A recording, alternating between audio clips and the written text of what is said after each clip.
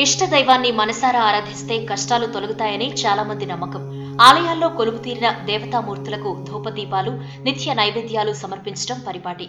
నిత్యం నిర్మలమైన మనసుతో మంత్రాలు జపిస్తే, దేవుళ్లను పూజిస్తే మంచి చేకూరుతుంది. ప్రతి ఒక్కరి జీవితంలో ఏదో ఒక సమస్య ఉంటుంది. సమస్యలు వచ్చినప్పుడు దేవుడిపై భారం వేయాలంటారు. కానీ కొంతమంది సమస్యలు వచ్చినప్పుడు ఆ దేవుడు నాకెందుకు ఇలాంటి శిక్ష విధిస్తున్నాడు అని భావిస్తూ ఉంటారు. మరికొందరు దేవుడా నీవే దిక్కు అని చెబుతూ ఉంటారు. కొంతమంది ఎలాంటి సమస్యనైనా ఒడిదుడుకులైనా ధైర్యంగా ఎదుర్కొంటారు.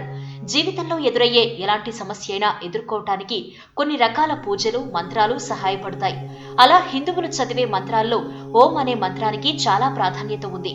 ఇది ఏకాక్షర మంత్రం. ఓం లేదా ఓం అని పలుకుతారు. ఈ మంత్రం త్రిమూర్తి స్వరూపంగా చెప్పబడుతోంది. ఆ, ఓ, మకార శబ్దాలతో ఓం ఏర్పడుతుంది. ఓంకారం శబ్దాల్లో మొదటిది. హిందూ మతానికి కేంద్ర బిందువు.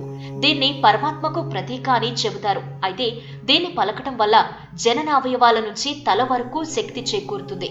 ఓం పలికే సందర్భంలో మొదట శక్తి జననావయవాల దగ్గర ఉద్భవిస్తుంది. అది అనంతరం జీర్ణాశయానికి, ఆపై ఛాతీకి, అక్కడి నుంచి తలకు చేరుతుంది. దీంతో అనేక లాభాలు ఉంటాయి. రోజు ఓం అనే మంత్రాన్ని ధ్యానంలో కొన్నిసార్లు ఉచ్చరించడం వల్ల చాలా శక్తి ఉద్భవిస్తుంది.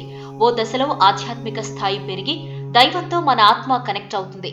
దీంతో ఒంట్లో పాజిటివ్ వైబ్రేషన్స్ వచ్చి అనారోగ్యాలు నయమవుతాయి.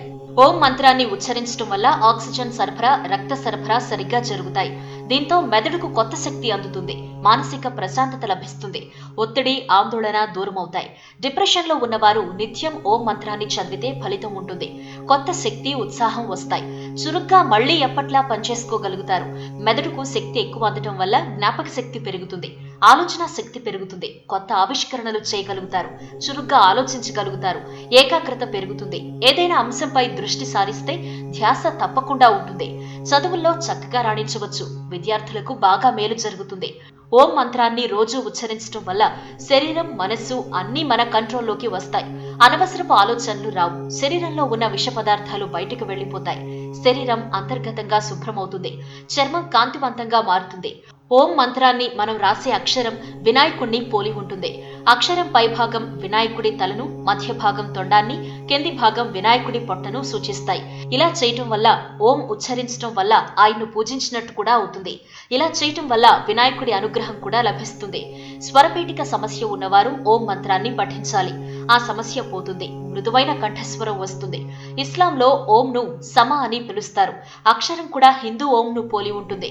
దాంతో కూడా పైన చెప్పిన విధంగా ఫలితాలు కలుగుతాయి. రోజు ఉదయాన్నే కనీసం 50 సార్లు ఓం మంత్రం పఠిస్తే మంచి ఫలితాలు కలుగుతాయి. ఈ వీడియో మీకు నచ్చినట్టయితే లైక్ చేయండి, షేర్ చేయండి. మరిన్ని ఇంట్రెస్టింగ్ వీడియోస్ చూడడానికి మా ఛానల్ కు తప్పక సబ్స్క్రైబ్ అవ్వండి.